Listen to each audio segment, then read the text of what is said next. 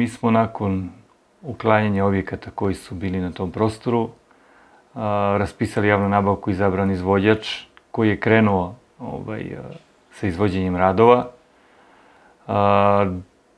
Mi smo nakon toga dobili obaveštenje od strane suda da su dve grupe građana podnele zahteve sudu za određivanje privremene mere kojima će se zabraniti izvođenje bilo kakvih radova na tom prostoru.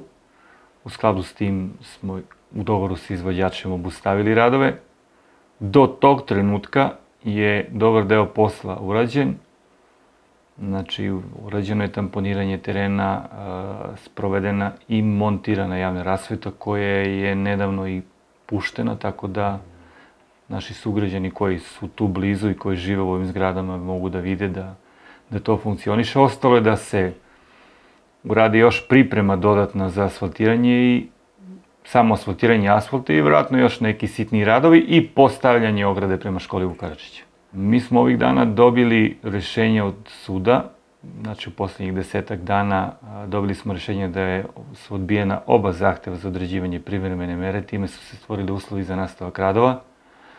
Kontaktirali smo izvođača i očekujemo da vrlo brzo oni krenu odnosno da nastave radove i da do kraja građevinske sezone, odnosno dok traje ovo ipak lepo vreme za izvođenje radova, da se to i završi.